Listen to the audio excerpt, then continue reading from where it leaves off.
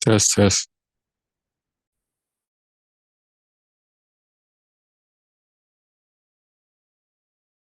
We're missing. Oh, Lopez. Well, Lopez.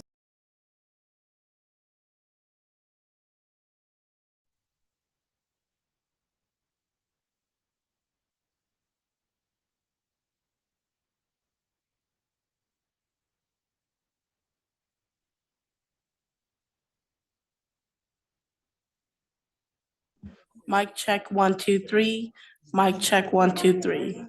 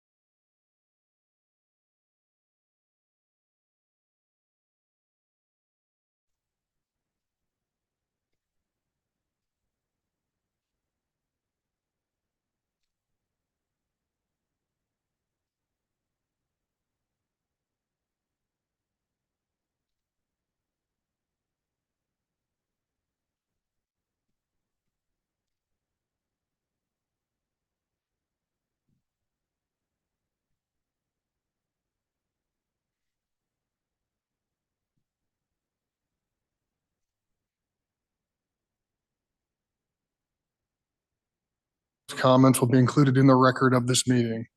The public may indicate their intent to provide remote public comments by contacting the clerk's office by noon on the day of the meeting. The public will have an opportunity to provide brief comments either by telephone or via Zoom from the fifth floor conference room of the municipal office building during the meeting. When speaking, please state your name and city of residence for the record. If public comments are allowed on an agenda item, comments should be limited to the topic of that item. Disruptive comments and behavior are not permitted and may result in removal of the meeting. I will now call the meeting of the Public Works and Safety Standing Committee for Tuesday, March 16th, 2026 to order. Roll call, clerk. Roll call. Lopez. Hill. Here. Ramirez. Here. Burns. Here. Kump. Here. Are there any revisions to the agenda? There are no revisions tonight. Our first order of business is the approval of minutes from our meeting of March 24th and June 23rd, 2025, and January 8th, 2026. Is there a motion for approval? Move to approve. Second. We have a motion and a second. Roll call, please. Roll call. Hill. Aye. Ramirez. Aye. Burns. Aye. Kump. Aye. Vote is 4-0. The motion carries. We have several items on our agenda this evening. The first item is item 4.1, presentation regarding the Safe Streets and Roads for All Vision Zero action plan aimed at eliminating traffic fatalities and severe injuries while prioritizing equitable investment in underserved communities. I will recognize a representative of our Public Works Department for presentation and remarks. Good afternoon, Sarah Schaefer, Public Works. We are planning on presenting our next step for information only in the Vision Zero action plan process. And I have staff and consultants here to assist me in that presentation. Good evening, everyone. Alyssa Marcy, Planning Department co-lead on the Vision Zero Action Plan. So if you remember, we were here in front of you all last month. Tonight, we're going to talk about the status of where we are now, which is anticipation of the adoption of the plan, and then the grant application process that comes out of this. So a big part of the discussion tonight is actually going to be on how we prioritize the safety projects and how we will moving forward for the grant application. So this is just a very broad timeline of where this started. Again, this came out of GODOT and Plan KCK. We received this particular planning grants from Safe Streets and Roads for All back in 2023. And then this project, the plan that we're on now, started in 2024. And we're looking forward to the grant application period. So this is the last year for this program federally, unless it gets reauthorized. And that grant application period starts in May. So we're planning on applying for that as part of the implementation of this action plan. And then as you see there, it outlines that if we did receive funding, it would be in 2026, 2027, and then implementation would start probably next year and continue on over the next couple of years. So just a reminder, this plan is led by a steering committee made up of various UG apartments, as well as several community partners, including all of our school districts. And there's been a pretty intensive public engagement process overall.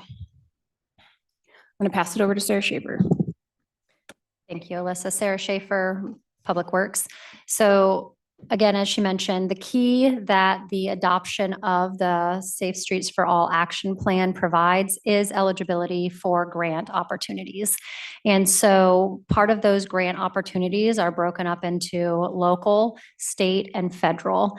And within local, we are through the MARC, Transportation Safety, as well as the we just call them by their acronym. So CMAC, STBD, STBG, and then TA. These are transportation alternatives. It is our streets, bridges, and block grants. And then we have our CMAC, which is our air quality. See, we don't even know what they stand for. We just go with the acronyms. Within the state, this is through KDOT. And so these are our high-risk urban roads all the way down through our modernization and expansion programs. And then at the federal level, currently, as Alyssa said, each grant program does have to go through authorization through the federal government. But right now we have our SS4A demonstration and planning, which is what assisted us with our current phase. And then we also have our smart implementation phases. We also have the build grant. You'll probably recognize some of these names. We have gone after these grants and we just have not been awarded many of them to date. So with that, oops, I forget we have a clicker this time. Our SS4A implementation grant. So we want to make sure that we highlight this is the first one coming in the pipeline, but we want to be eligible for multiple grant opportunities in the future with all our high priority spaces. So the SS4A implementation grant, these are for the design and construction of projects identified through this project, this planning project. This may be intersection improvements, it may be corridor improvements, it might just be small segment improvements. They could also be management spots. So that could be how we do signalization changes. It could be traffic calming techniques. Both physical as well as non-physical type of situations for transportation. The 2025 round awards, they were granted across 67 grantees, and the average was about $10 million per grantee. So they do go pretty far with their funding. In Kansas, there were 2 awards, Leavenworth County and the city of Wichita.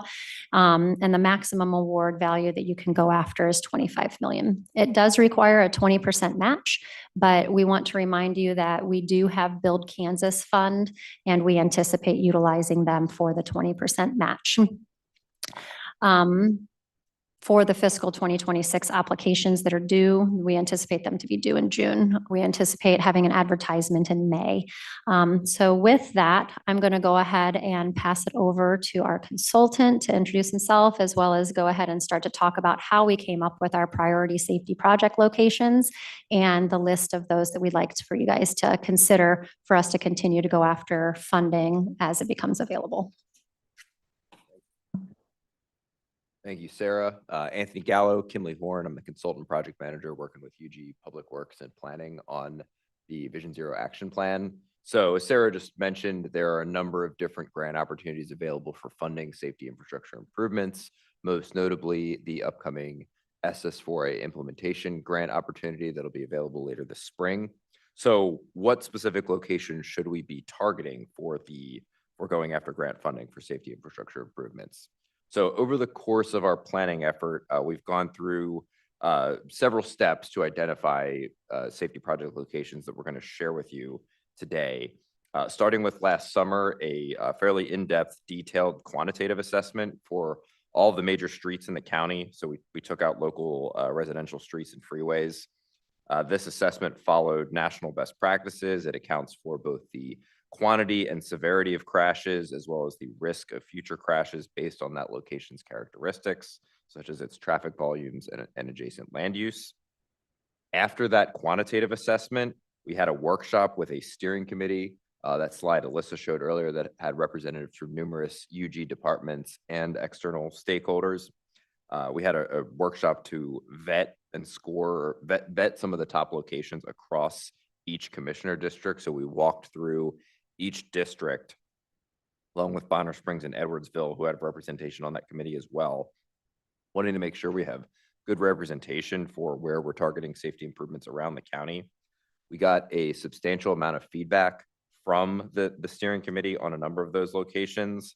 And from that workshop, we narrowed down our list to a short list of approximately 20 to 25 locations around the county. And then over the past few months, we've been working with UG Public Works and Planning, as well as partner city, Bonner and Edwardsville city staff to review this shortlist further, to account for other already planned or programmed projects. So as an example, we'll show you some locations along State Avenue. We are avoiding those, at least for going after SS4A grant implementation funds, as there's targeted funding from the bi-state reinvestment corridor planning efforts, as well as we've been coordinating with KDOT on any future plan improvements. So for example, the K32 and 4th Street intersection right next to downtown Edwardsville, that showed up as a high scoring location that was vetted by our steering committee, but then after coordination with KDOT, realized that there is a program project for the next couple of years at that location. So here's an example of our scoring spreadsheet, and we actually have a handout for you all that actually goes to the, I'm just going to go to the short list locations on the next slide, but it goes through at each location, its scoring. The actual overall quantitative score that a location got is that column that's highlighted in yellow. It accounts for both the high injury network, so crash history, high risk network, crash risk, whether or not it received public comment, and then also has a number of other attributes that you can see the associated crash costs from that location. So KDOT and the federal government have published guidance on the monetary value of various crashes, the number of fatal and serious injury crashes that have taken place, the number of vulnerable road user crashes, so a bicyclist or a pedestrian, the total number of crashes, and then some additional information that helps us with our screening process about adjacent projects and the amount of traffic at a location. So as I mentioned, we walked through with our steering committee and vetted a short list of getting closer to 25 targeted project locations around the county. So these, again, went through our quantitative scoring process, a steering committee review, and then have gone through review from UG staff and partner city staff, as well as KDOT. We are recommending that what you see on this map here, these be the top locations for going after any of those targeted grants that Sarah showed on that one slide. So across a variety of funding sources. We specifically want to target a few of these for that big bucket that Sarah mentioned, the SS4A implementation grant opportunity that can fund up to 25 million, but typically more in like the 10 to $20 million range. So we, from our process, we see this as being approximately 5 project locations across the county. So right now, the recommendations that we have, and again, this is coming from quantitative scoring process, steering committee, and UG staff, are these locations shown here. So 3 project locations in KCK, 1 in Bonner Springs, and 1 in Edwardsville. I'm going to move just to the next slide that lists these locations again, but just shows a few more pieces of information about these project locations. So each of these locations has at least 1 fatal or serious injury crash in its crash history, which is important for this SS4A funding opportunity. In order to be competitive, there needs to be a history of fatal and serious injury crashes at that location. Each of these locations also has a pretty substantial total crash cost that's been identified based on the total number of crashes and the severity of the crashes at that location. And so at each of these locations, we've gone through and looked at what are some of the specific safety issues that would need to be addressed, and what are some likely improvements that would be that could be recommended and packaged into a grant application at these locations. So moving forward, I know Alyssa alluded to some of this earlier with our timeline. So we are wrapping up the actual planning document, aiming to finish by April 1st, and then bring that forward for adoption by June 1st or early June. So the Vision Zero plan needs to be adopted and published online at the time the grant application is submitted for SS4A. So by the end of June, when that SS4A implementation grant application would be due, the Vision Zero plan, it needs to be adopted and posted online. And then as part of that grant application, again, we're looking to have that application consist of up to 5 priority safety project locations.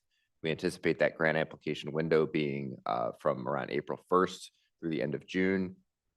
We would like to have the projects identified as soon as possible or finalized so that we can actually put together concept recommendations, planning level cost estimates for including in that grant application going out for the end of June.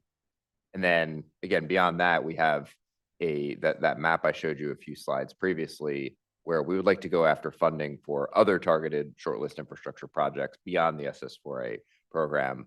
And then the Vision Zero plan will also have a series of recommendations relating to policy and process changes within the UG and within partner cities, so that our planning effort is not just let's go after 5 specific projects for the SS4A. Let's go after a number of other grant opportunities and let's implement some low cost or internal recommendations as well. So with that, that's the end of our information only presentation. So what's kind of, you've seen, let me kind of go back. So you've seen what the program's next steps are, but what are you guys going to see from our team? So what we anticipate is once we finalize that Vision Zero plan to bring it back to the Public Works Standing Committee for adoption, along we're going to manage that with our planning Standing Committee as well.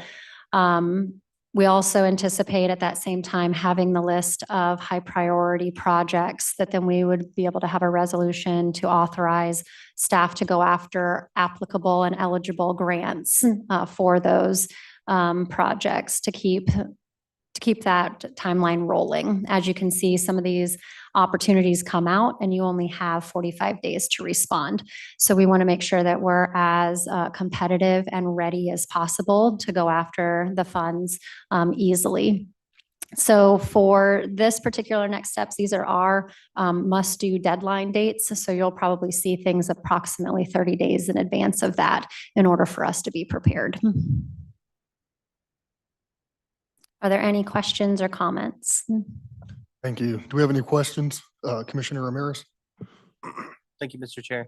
I am happy that 7th and Southwest Boulevard not only made it to the short list, but the catalyst projects. Because that intersection in the morning and in the afternoon is absolutely horrid.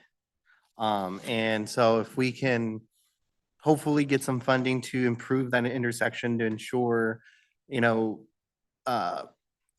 commuters know where to go, which way to go, which lanes are which to go where. Because I think that's a lot of the confusion.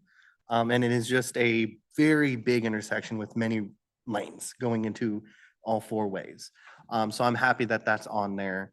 And I hope that it gets awarded. I just want to thank you and the team for all that you've done for this. This is it's a big undertaking and I appreciate all that you've done and look forward to it. Any other questions or comments? Any questions or comments online, clerk? There are no hands raised. All right, do we have any comments from the public? Anyone online or in the public who wishes to make a comment? Comment should be limited to the item at hand. If you are speaking, you'll be given up to 3 minutes to make your comment. We do have Commissioner Hill with her hand. Oh, yes, please, Commissioner Hill.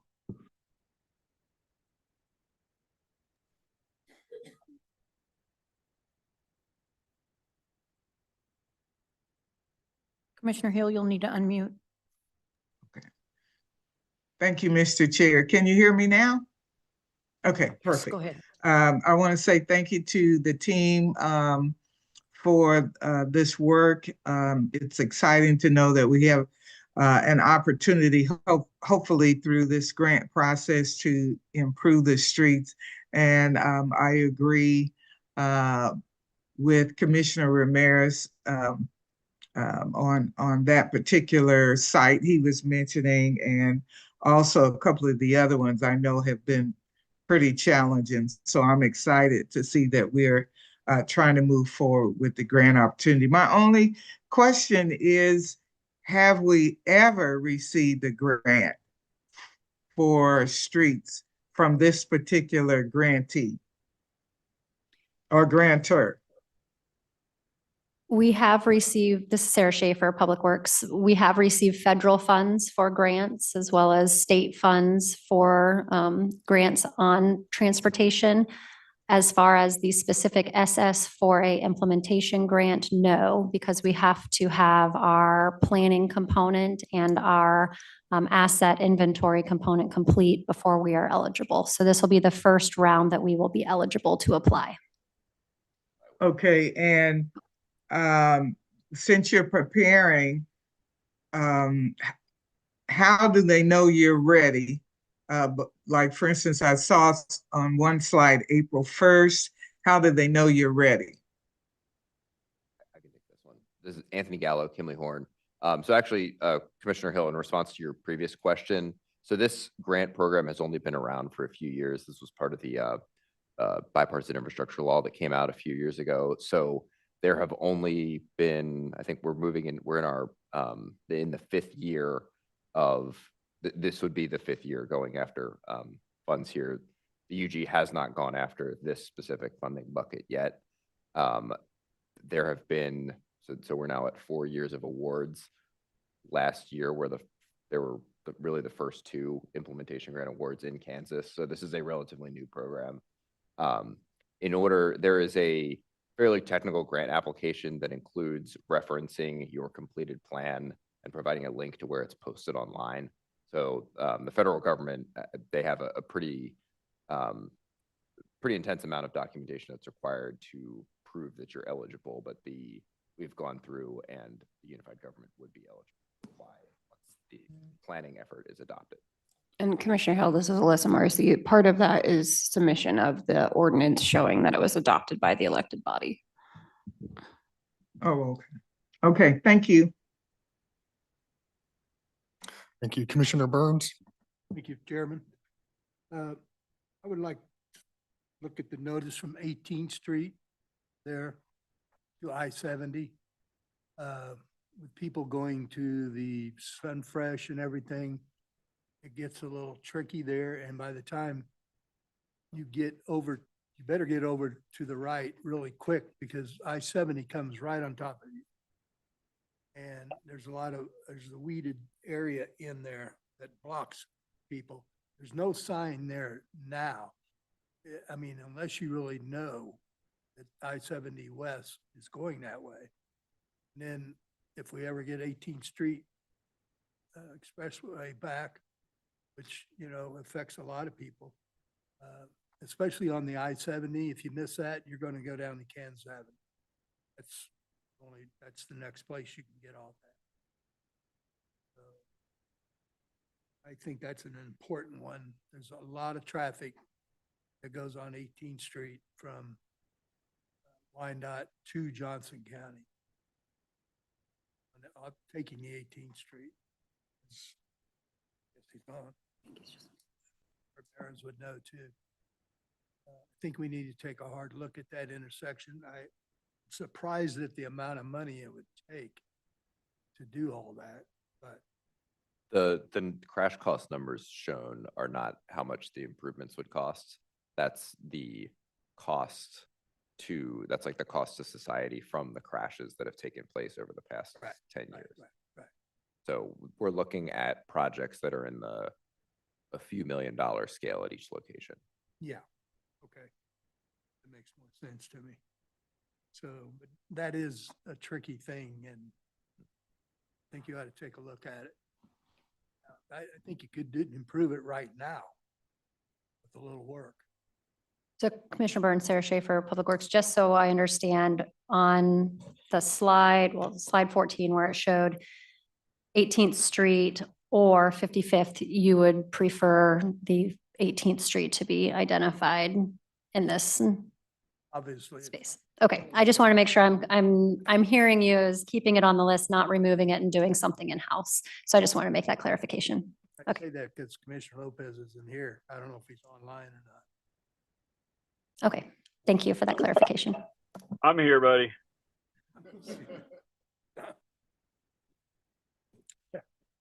Thank you. Is there anyone appearing in person who would like to address this item? Let the record show nobody has approached the podium. I want to thank the staff for this. You know, this is a great opportunity for us to find some outside funding and to get some much needed infrastructure upgrades. This was for information only, so unless there's any other questions, I think we can move to the next item. Thank you.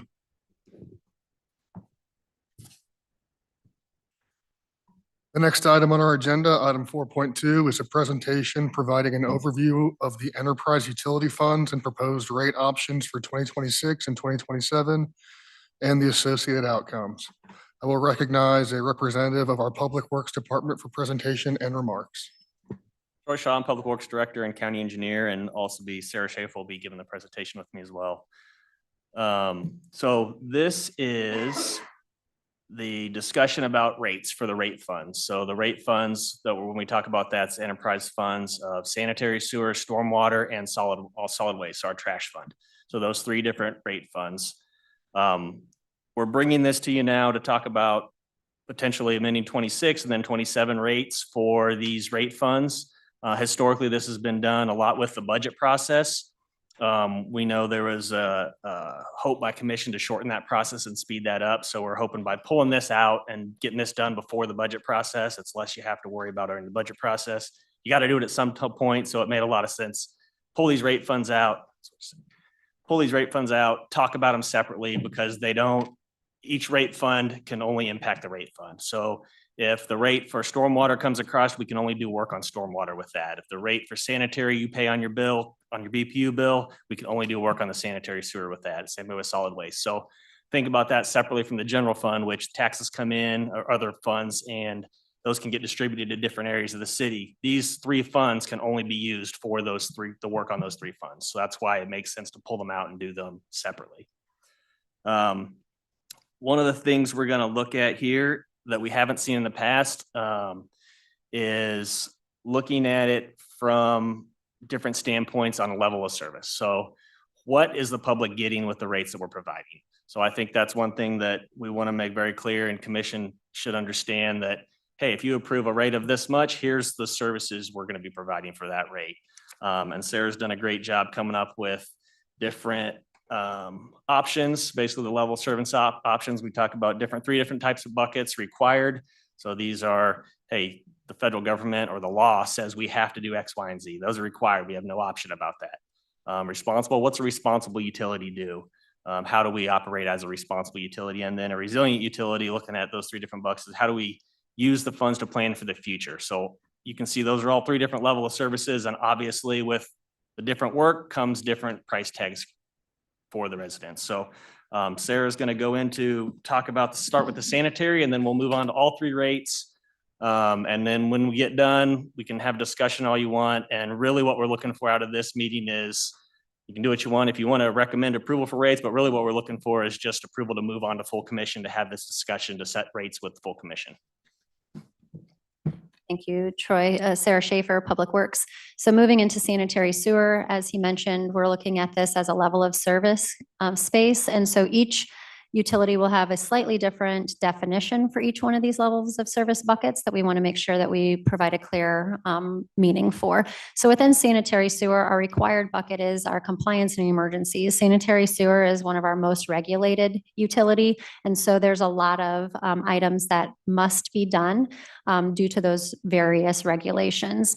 Some of those requirements would be our permits and our consent decrees. So each one of our facilities has a permit on it. We must maintain those. Our emergency response.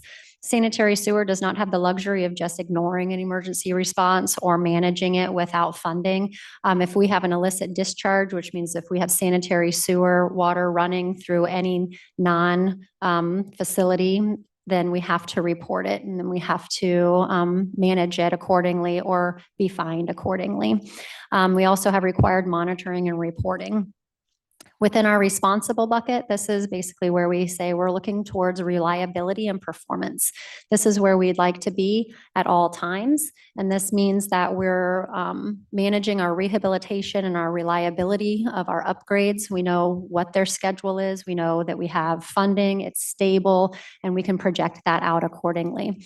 We also have live observations and monitoring. That means that we have the technology needed to be very efficient with our personnel, and that we are able to manage emergencies or response times very quickly. This also means our system maintenance. We have long-term maintenance plans, we have preventative maintenance, and we have operational maintenance.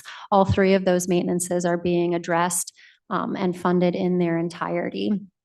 We're not trying to figure out which one has less risk at that particular moment or time and managing it that way. This also has long-term capital improvement planning. So we know that there's going to be areas of interest, development, demand, and we're able to plan that out accordingly. We also understand that long-term capital means that we need to have the same level of service today as we will in 25 years. And so there's different ways that we must plan for that. Resiliency, that's our future readiness and our sustainability. So think about this as being very strategic. This is where we understand our capacity improvements for growth and peak events. We may have investment areas that we want to direct and incentivize. We may also have redundancy. So this means that when we have something go down because of a storm or because of maintenance, that we are able to ensure that our level of service does not change during those particular times. Also, our infiltration reduction to lower our long-term risk. That means that we're managing stormwater accordingly, as well as our economic development. So economic development, that means that we really can prioritize certain areas, work with stakeholders, and be open for business in a way that is ideal for the utility. So what does that look like, and how are we looking at this for 26 amended and 27? I want to highlight that we are not presenting anything today for sanitary sewer in that resiliency framework. We know that where we're at right now with our sanitary sewer utility, trying to present something within a resiliency is far too much of a lift for these next 18 months. So I really want us to focus on just being filling that required bucket and thinking about that responsible space. So what you've seen to date is scenario A, which is a 4% growth per year. We want to note that this does not mean that we are compliant with our requirements.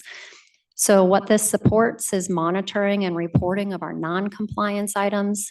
It continues to defer maintenance backlog where we manage risk and prioritize accordingly. And it supports $124 million in total debt authority. Scenario B, this is our proposal to meet our required space. So with May 1, that would be where our amended rate increases would begin, and we'd be proposing 1%. What that would mean is that's an impact of approximately 56 cents per month per average monthly household. In 2027, we'd be looking at a 7% increase, and that's an approximate $3.97 for an average monthly household. What this supports is all of activities A, but we do project that we would have the funding to meet the consent decree.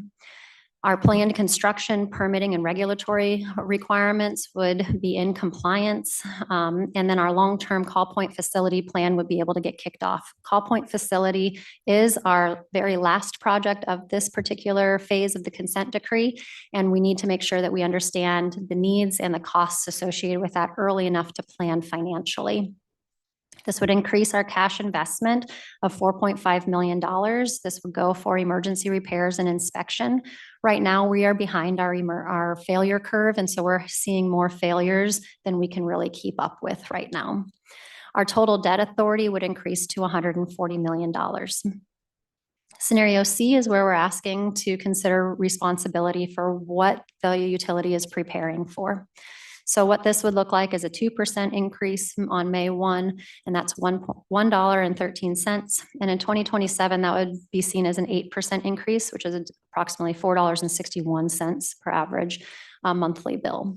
What this supports is all of scenarios A and B, but it specifically supports cash investment of $4 million for a long-term facility and service study as it relates to the Star Bond sewer shed areas. This would be specific to prepare for development demand as that affects treatment plants 20 and Walcott treatment plant. So these are the two very specific treatment facilities and supporting facilities that would be managing that particular development. And Troy Shaw, County Engineer and Public Works Director. Also note that the two lines that Sarah was pointing out, the percentage and the dollar value, those weren't on the packet that you have in your hand. We got that information afterwards, so I just wanted to point out that that's different.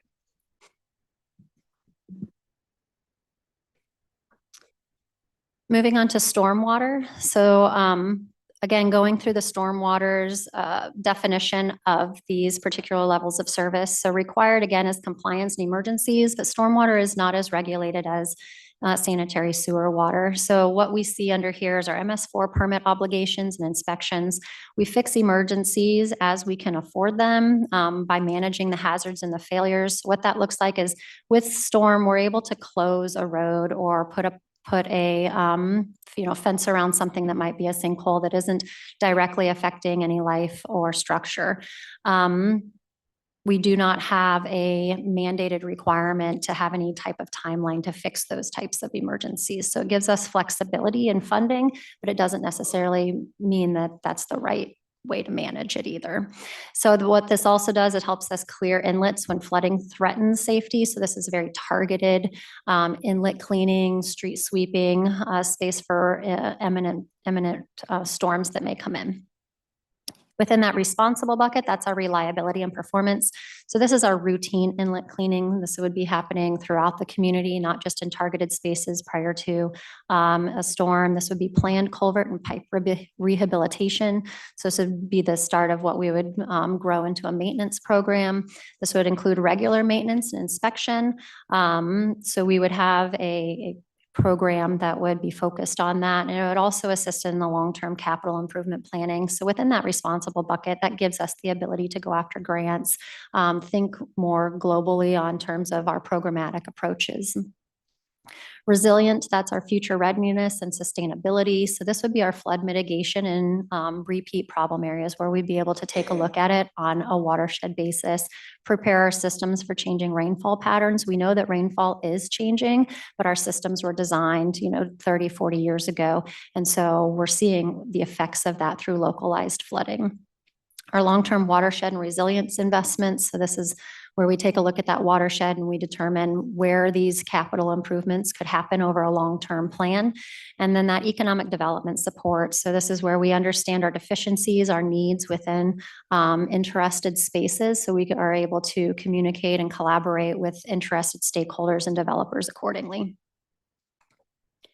What that looks like for stormwater rates that we're proposing for consideration is a scenario A, which is our required space. So in 2026 through 2024 through 2026 has an existing ordinance on it. We would just be proposing to maintain those 2026 rates through 27. So there would not be an increase in the average household bill. What that supports is regulatory compliance of our MS4, continues to manage the deferred maintenance backlog, and it assists with that emergency response and management.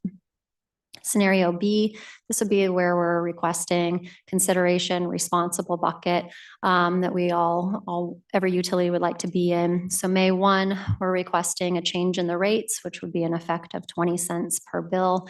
As well as in 27, and a change in the rate, which would be 96 cents per bill. This would support all activities in scenario A, but it would also provide the funding support needed to obtain some grant funding. So we're coming into our programmatic grant funding cycle, and what we are able to do within stormwater is use maintenance dollars as our match. So if we don't have the maintenance dollars there, then we're not able to do the match.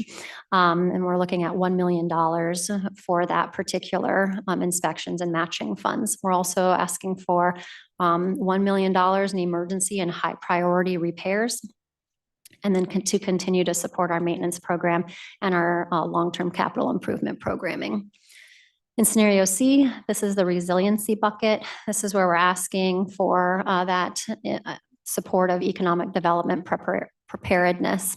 So what that would look like is a 20-cent increase in 2026 and a $2.21 increase in 2027. Again, this is to the average household. So this is mean average household. So some folks above that average would see more. Folks below that average would see less, but that supports all of scenarios A and B activities. It supports cash investment of $2 million for a watershed planning and deficiency study for the Star Bond watershed spaces to prepare for development demands, as well as a long-term economic development support opportunities within our coordinated between our economic development teams and Public Works. And Troy Shaw, Public Works Director. One thing to note on this one is you see the average household increase. Average household on stormwater can vary, or household costs can vary drastically because it's based off the impervious area. So But that gives you an idea based on the average value. And I think, Sarah, that's like 2,800 square feet of impervious roughly. Yes, 2,850 square feet is what our average impervious area household is for 2024, based upon our most recent flyover data. So if you have more impervious area, that number will probably be higher every month. If you have less, it'll be lower. It's just kind of a middle of the road cost, so. All right, and our solid waste manager is out of the office, so you get me today talking about solid waste rates, which could be good or bad, I don't know, we'll find out. So solid waste is a little bit different than the other two rate funds. It's more about equity than it is about level of service. As you know, we don't go out and pick up the trash ourselves. We contract with Waste Management to provide those services. So the services they provide are within that contract.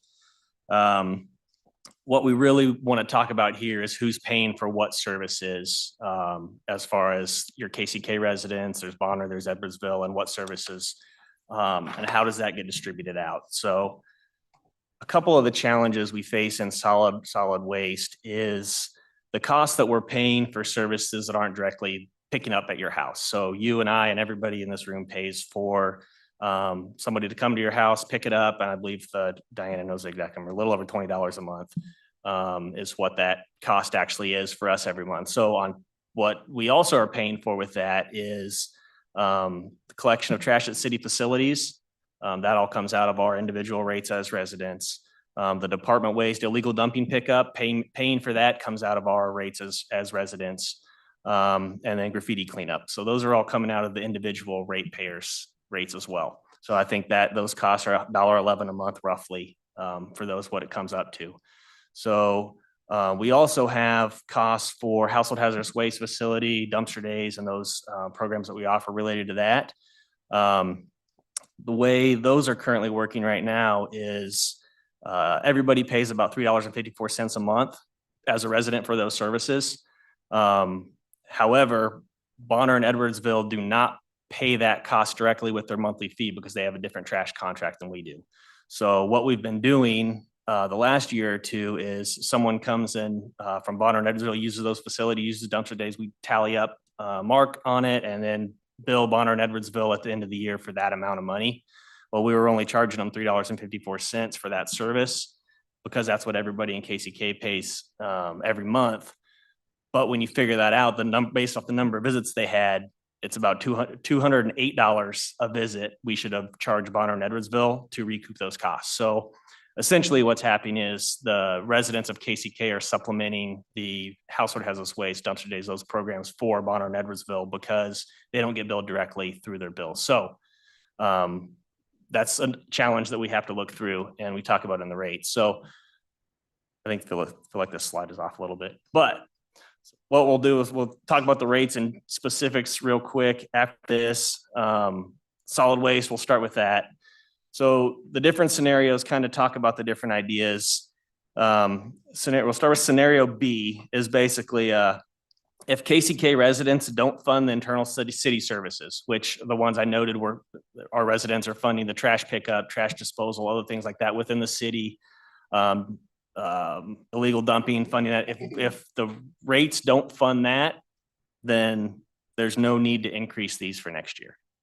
They stay the same to the residents. Now, that being said, we obviously know if we don't fund it out of this, it's got to be funded out of something else. So obviously that impacts other things in the budget.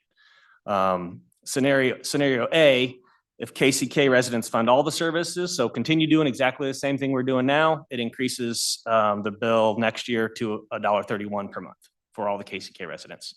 So that means they would still be funding all the city services as well as supplementing Bonner and Edwardsville services. And scenario C, if we wanted to charge Bonner and Edwardsville for the services provided, similar, basically the same amount that we would charge KCK residents, the increase would only be $1.20 as opposed to $1.31.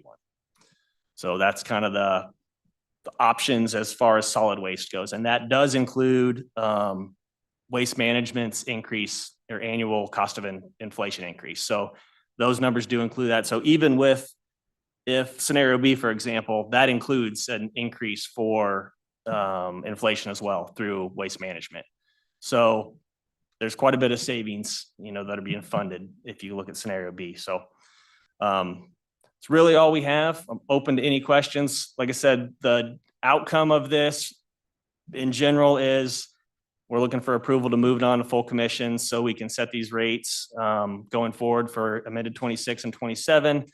If you want to propose something out of here, I'm sure Commissioner would love to have it going forward. Or if you have any suggestions on changes we should make, if you want to approve it to go forward, suggest some changes we could talk about and alter a little bit for full commission as well. Thank you. Commissioner Ramirez? Thank you, Mr. Chair. Thank you, Mr. Shaw and Mrs. Schaefer, for the presentation. I just have a couple questions. I'm gonna start with solid waste. How much is, if you have that information, how much are those internal services that are paid out of, like, not the residents, not the residents taking, waste management, picking up trash, but those internal services that you had mentioned, how much do those, that city facility collection, the waste and illegal dumping, graffiti cleanup, how much is all of that together? Yep.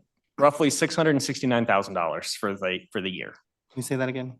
Roughly $669,000 for the year. And I don't know, I can't remember if we had that number by the when you got your slide or not, but if you did, it should be on it's right there. And then which breaks down to an individual resident of $1.11 a month. So $1.11 of your bill and my bill that I'm paying right now goes to those services. Okay, I should have read though. That's right. I couldn't remember if it was on there or not when you guys got here. Okay, my other question is to sanitary. The required bucket, the scenario A, where it's non-compliant, that's what we approved already. Is that correct or not correct? So it is what you have approved for 2026, correct? So we do these rates annually. Mhm. So the 4% was a 2026 rate, correct? Okay, That was approved for 26 and historically has been approved in the past. okay, and from what I'm reading, if we continue with scenario A, we technically do not meet the consent decree. Is that correct? Yes, you are correct. Okay. Yes. And to remind the residents watching, the consent decree is something from the Environmental Protection Agency for us to fix our combined sewer system. It's not a maybe or we will get to it. It's a must do. Yeah, and there's a lot of other things in there, but yes, it's basically was created because years ago they said your utility is not operating the way it should. You're not meeting the requirements that we've set forth in the Clean Water Act and other things like that. You're not maintaining it appropriately. So it basically the EPA and Department of Justice came in and said, thou shall do this. And they gave us we worked with them, gave us a playbook of here's the stuff you should do. There's individual projects called out, like the CSO ones we were working out here. And then there's others called out that just say, you need to maintain your system appropriately in general, right? You need to update your plants as needed. You need to perform all this work that, to Sarah's point, a responsible utility should do. So. Okay. That is all the questions I have. Just to give my 2 cents at the moment of moving forward, I don't want to propose anything at the moment. I think this should be presented to the full commission for the whole body to have that discussion. And then from there, we can devise our proposals at the time, but I don't think I believe I won't. I'm just wanting to move it forward so that we all can have that conversation at a later date. Thank you. Thank you. I have a question. What are the consequences of being non-compliant in the sanitary sewer area? What are the penalties? Just to illustrate for the public. Sarah Schaefer, Public Works. So within the consent decree, there is some stipulated penalties identified.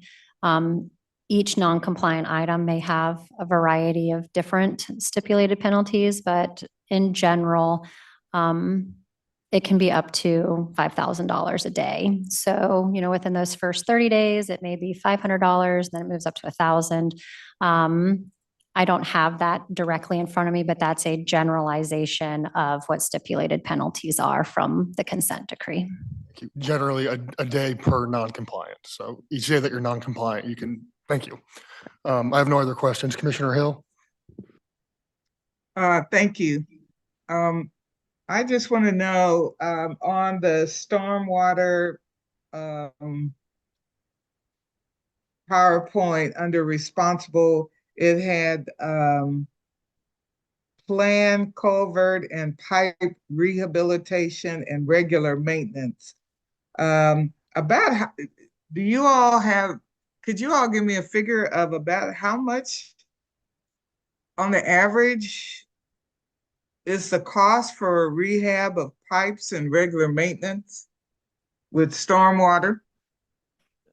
Probably not. It's solely dependent on what it is. So stormwater culverts or pipes could range from a 15-inch under a road to a 10-foot by 10-foot box culvert. So you're talking anywhere from, it could be something $20,000 to repair it, or it could be $2 million to repair it. It kind of depends. And one of the things that we don't have on stormwater that we really need to get to is we have not been operating in a responsible fashion historically. So we've only had the updated stormwater rate for what, 3 years now, going on 3 years. Prior to that, it was, I think we were getting a $3 million a year for the whole community. So we've been working diligently to start updating our system and learn what assets we have and the conditions of our assets. And as we're doing that, we're starting to build a backlog of maintenance that's needed, but we don't currently have the funding to fix it yet. So I don't know if that answers that question at all, but true, we don't know what we don't know yet, I guess is the answer to that question. Well, I certainly appreciate your answer. I guess what I'm trying to figure out, and you still may not have an answer, is this being a part of the budget. So it was interesting you said up to now we have not been operating with a responsible budget.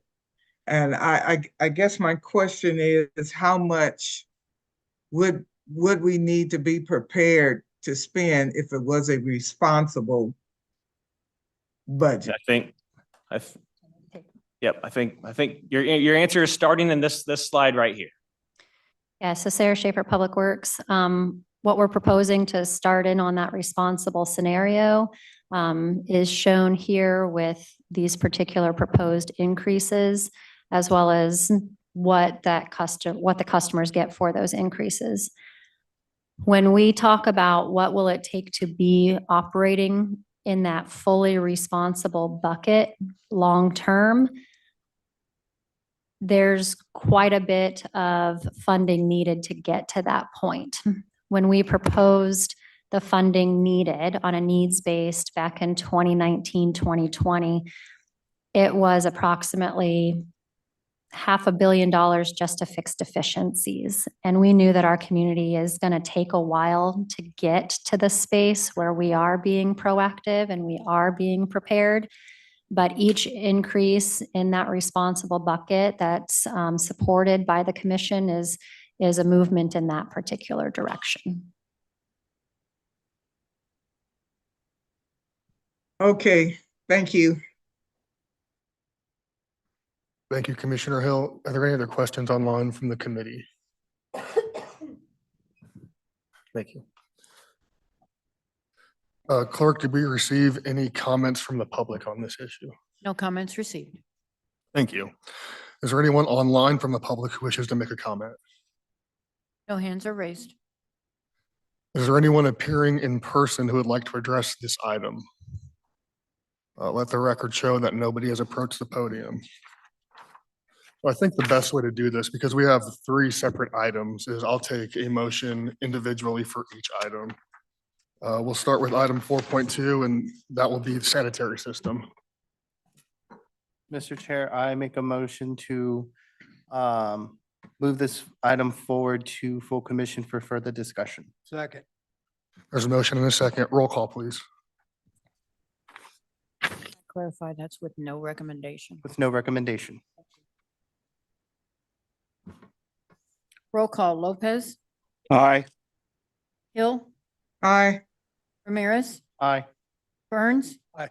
Kump. Aye. The vote is 5-0. Motion carries. All right, next is item 4.3, the stormwater rates. Move to allow this item to go to full commission with no recommendation for further consideration. Second. Clerk, there's a motion and a second. Roll call, please. Roll call, Lopez, Aye. Hill, Aye.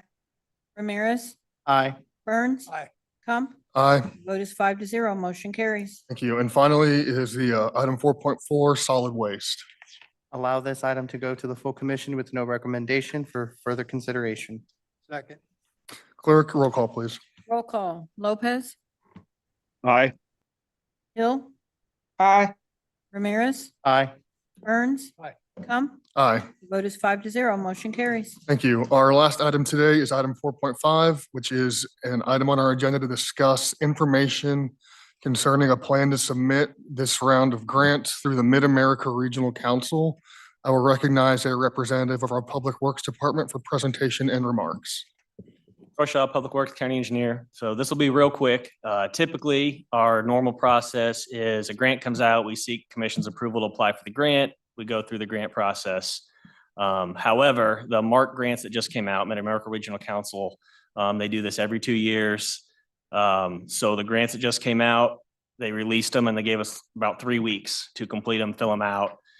So what we're doing with approval or recommendation from the mayor and the county administrator's office is give you information. Hey, we're going to apply for grants.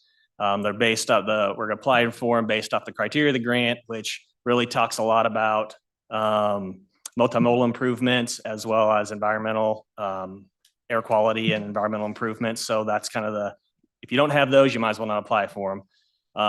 And then also taking the scoring system we have that incorporates it from commission's scoring recommendations from a few years ago and using that scoring system to help determine which ones to apply for, basically combining those together. So our goal is to submit for those. If we're fortunate enough to be awarded, we will certainly come back to commission before accepting them and get a commission's approval for acceptance. Because obviously there will be a financial commitment on the UG side as well. I think most of these grants are 80-20 match, but that doesn't cover design. So it'll be a little more than that in the end of it. We don't have to accept it. If we come back and it doesn't fit for us financially, we don't have to accept the grant. These grants are for the years 29 and 30. That's how far in advance they do these. So we won't have to budget them until the years 29 or 30. So we have enough time to start planning for that if we do accept them. And I think they'll make announcements by the end of this year on whether we get them or not. So just want information. Glad to answer any questions you have. If you have any, I don't have a whole lot of information for you, but we just want to give you that information. Sarah Schaefer, Public Works. If you remember in the SS4A presentation, the grant opportunity slide that I went through, you may reference that to see what the MARC grants that he's talking about, all those acronyms that we can't remember, but we know we use them. And in the future, the SS4A, as Sarah's going over that, we don't have that in a position now to look at those specific projects, but that SS4A, the whole plan can be used to help us select projects in the next 2-year cycle after this. Thank you. Does any member of the committee have any questions or comments? Clerk, did we receive any comments from the public? No comments received. Thank you. Is anyone online from the public who wishes to make a comment? No hands are raised. Is there anyone appearing in person who would like to address this item? Let the record show nobody's approached the podium. And just to clarify, Troy, this is just information only, is that right? Yes, sir. All right, well, thank you very much. And that's our last item today for Public Works and Safety. There is no AHS meeting tonight, so I will entertain a motion for adjournment. So move. Second. Clerk, we have a motion and a second. Roll call, please. Roll call, Lopez, Aye. Hill, Aye. Ramirez, Aye. Burns. Aye. Comp. Aye. Vote is 5-0, motion carries. Thank you. We are adjourned.